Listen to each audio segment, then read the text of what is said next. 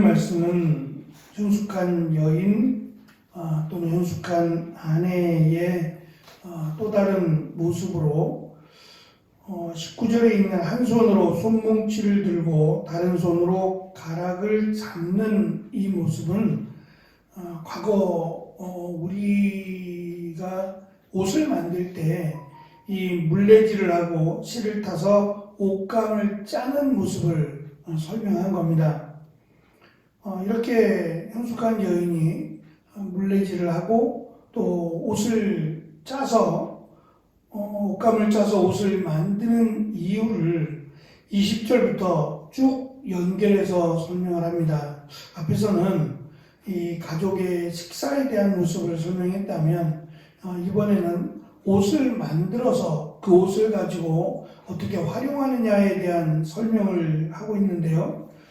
먼저 20절에서는 곤고하고 간곤한 자, 간곤하고 궁핍한 자를 위하여 손을 내민다라고 설명을 합니다. 앞에서 19절에서 손으로 손뭉치를 들고 손가락으로 가락을 잡는 마치 열심히 일하는 그 손을 간곤하고 궁핍한 자에게 내밀어 편다라는 설명인데요. 움켜쥐었던 손을 이 가난하고 궁핍한 자에게 펴서 그들을 돕는다는 겁니다. 율법은 가난한 사람들을 도우라고 명령을 합니다. 이것은 해도 되고 안 해도 되는 선택사항이 아니라 반드시 도와야 한다라고 말씀합니다. 왜냐하면 더불어 사는 사회이기 때문이에요. 같은 이스라엘 백성들 또는 광야로 그들이 나오면서 포로된 자들이 있었어요. 종된 자들이라고 설명하는 노예죠. 그들도 함부로 대하지 말 것을 강조하고 있거든요. 그래서 하나님은 더불어 사는 하나님의 백성들, 하나님의 나라를 세워가면서 그들을 마치 짐승처럼 학대하거나 함부로 대하지 말 것을 말씀하셨어요. 왜냐하면 하나님께서 이스라엘 백성들을 대하실 때 마치 짐승과 같이 대하지 않으시고 그들을 자녀와 같이 하나님이 대하셨기 때문이에요. 그 은혜를 받았다면 반드시 은혜가 필요한 자들에게 나누어 주어야 한다라는 것이 하나님의 명령이기 때문입니다. 특별히 잠언에서 14장에서는 가난한 자들을 대하는 모습, 그 자세가 하나님을 대하는 자세여야 함을 강조합니다. 그것이 지혜로운 자의 모습이라고 강조합니다. 공고한 자 또는 궁핍한 자는 사회적인 약자들입니다. 경제적으로 어려운 계층의 사람들인데 그들에게 손을 펴고 손을 내미는 이 일을 나라가 감당을 해야 되고 또는 어느 정도의 지위가 있거나 또 심지어는 남자들이 해야 될 일처럼 느낄 수 있습니다. 그런데 그 일을 못해서가 아니라 소외되고 외면당하는 이들이 있을 수 있어요. 그건 어쩔 수 없는 한계이기도 합니다. 지금 우리가 사는 사회도 마찬가지인데 나라가 돌본다라고 열심히 노력은 하지만 외면당하는 곳들이 있습니다.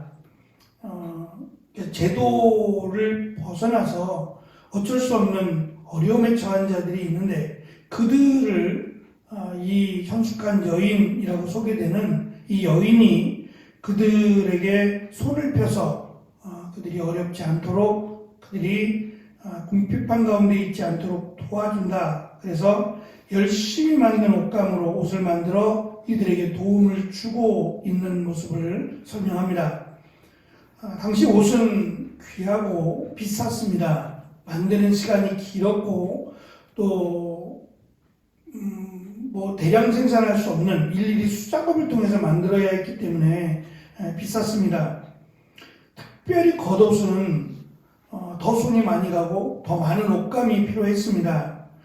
밤에 가난한 사람들에게는 이불로도 사용이 되었기 때문에 율법은 겉옷을 담보로 잡고 돈을 빌려줄 경우 밤이 되기 전에 그가 갚지 못할지라도 겉옷은 돌려주라고 강조하고 있기 때문입니다.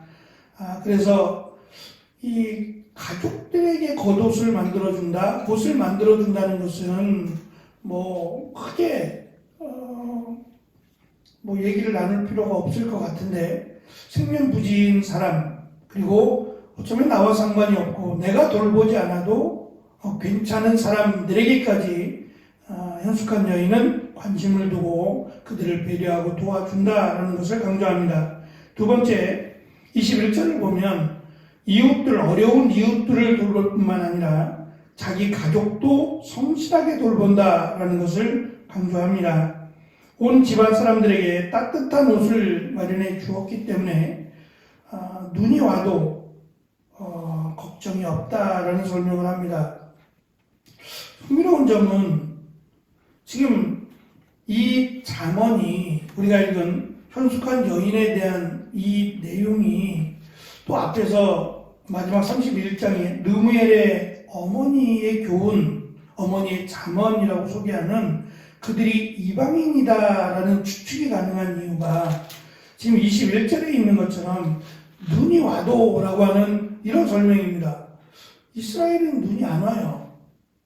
온다면 헐몬산이라고 하는 2600고지가 넘는 유일한 높은 산이 하나 있는데 그 산에는 사시사철 눈이 덮여 있다고 합니다. 그래서 위성을 사진을 이렇게 찍어보면 거기가 좀 허옇게 나옵니다. 또한 그 랍비들 복장을 한 수염을 기르고 랍비 옷을 입은 사람이 스키복을 입는 게 아니라 그들의 전통 복장을 입고 스키를 타고 있는 모습을 그곳에 갔던 사람한테 사진을 찍었는데 하여튼 신기했어요. 스키복을 입는 것도 아니고 자신의 전통 복장을 입고 스키를 이렇게 타고 있는 모습이 좀 신기롭기도 하고 꼭 그렇게 해야 되나? 라는 생각도 같습니다. 어쨌든 눈이라고 하는 것은 이스라엘 땅에서 볼 수 없는 그런 현상인데 눈이 와도 라고 하는 이 설명은 아마도 이 지금 10절부터 현숙한 여인의 지혜에 대해서 설명하고 있는 이 글을 쓴 잠언의 저자가 이방인이 아니겠느냐라고 하는 추측을 갖게 만듭니다. 어쨌든 이 옷을 통해서 따뜻하고 또 추위를 걱정하지 않는다라는 것이고, 또 홍색 실로라고 하는 이 홍색이라고 하는 이 실도 매우 귀하고 비싼 염료를 사용한 것이기 때문에 굉장히 귀하고 또 고급스럽게 옷을 만들어서 가족들에게 제공한다라는 점이고, 마지막 세 번째는 22절에 있는 것처럼 자신을 위해서 좋은 것을 준비한다는 겁니다. 밤에는 자신을 위해서 만들어 둔 아름다운 방석이라고 되어 있는데 사실은 이불입니다. 또한 아름답다라고 하는 단어도 아름답다라고 쓰이기도 하고, 또 이불에 사용될 때 따뜻하다라고 하는 의미로도 사용이 됩니다. 자신이 덥기에 아름답고 따뜻한 그런 이불을 덮고 낮에는 세마포와 자색옷을 입는다라고 밝힙니다. 이 세마포라고 번역된 단어가 지금의 린넨이라는 아마솜류인데 아마 들어보셨을 겁니다. 린넨이라는 소재인데 흔하지 않는 기능성 옷으로 굉장히 많은 시간과 정성을 들인 그런 옷이라고도 할 수 있습니다. 또한 자색이라고 하는 이 색은 우리가 보통 자줏빛이라고도 하는 자주장사 얘기할 때 정말 구하기 힘든 색입니다. 이 소라나 이런 고동의 내장에서 나오는 염료를 사용하는 건데 흔하지도 않을 뿐만 아니라 이게 이제 색감도 잘 빠지지 않고 또 아무나 입을 수 있는 그런 옷이 아닙니다. 그러니까 자기를 위해서 자기를 소중하게 여긴다라는 것을 의미하는데, 이것을 의미하는 것은 조금 독특하다라고도 할 수 있겠지만 이것을 기록한 순서를 잠깐 보시면 20절에서는 이웃들이고 21절에서는 가족들이고 22절에서는 자신으로 이렇게 순서가 밖에서부터 안으로 다 소중하다는 거예요. 자기만 소중한 게 아니라 자기가 소중한 만큼 가족도 소중하고 또 가족이 소중한 만큼 소외된 이웃도 소중하다라고 하는 것을 먼저는 이웃들을 그리고 사랑하는 가족을 그리고 자신을 소중하게 한다, 여긴다라는 것을 의도적으로 강조합니다. 다 소중하다는 거죠. 어느 것 예외 없이 다 소중하게 여긴다라는 점이 특별했습니다. 요즘은 자기를 위한 선물 이런 내용들이 많잖아요. 그래서 자기 생일이 되면 자기가 자기에게 선물을 줍니다. 수고했다라고 하면서 자기를 위한 조금 무리해서라도 여행을 한다든지 선물을 한다든지 특별한 선물을 한다든지 하는 그러한 모습을 이게 이제 이기적이고 자본주의적인 사회의 특성이 아닌가 싶어요. 개인적이기 때문에 사람들과의 관계가 원활하지 않아서 선물을 받지 못하지만 선물을 받지 않아도 나는 나에게 선물을 주고 나를 칭찬한다라고 하는 좀 생소한 이런 모습이죠. 중요한 것은 나쁘다는 게 아니라 자기에게 칭찬하고 자기에게 선물해주고 위로하고 좋습니다. 문제는 그것만이 아니라 내 주변에 내 가까이에 있는 사람들 또는 소외된 멀리 있는 나와 상관이 없는 그들에게도 관심을 갖는 것이 지혜롭고 또 하나님께서 원하시는 사회의 모습이라고 하는 거죠. 다른 사람이 하는 일은 다른 사람이 해야 됩니다. 사회나 나라나 또는 그 남자들이 해야 될 일은 또 해야 되는 일입니다. 이 현숙한 여인은 그들이 하든지 안 하든지 간에 자신이 힘써서 할 수 있는 대로 돕고 또 사랑하고 자신을 가꾼다라는 면에서 현숙한 여인이라고 설명을 해주고 있습니다.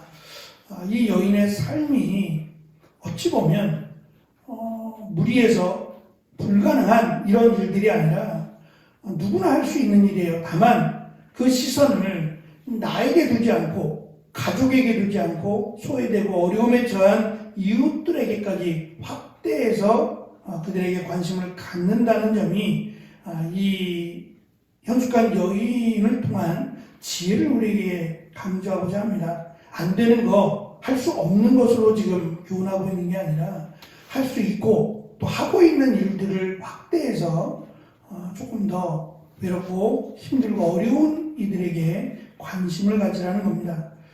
그것이 하나님께서 우리에게 주신 넓은 마음 또는 하나님의 은혜를 받은 자의 모습임을 이 여인의 삶을, 이 여인의 생활을 통해서 우리에게 강조하는 것 같습니다.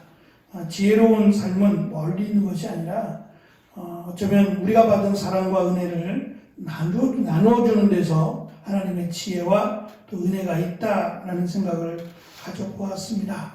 이런 넓은 마음, 풍요로운 마음을 갖고 살아가는 오늘이 되어지기를 축원합니다. 기도하겠습니다.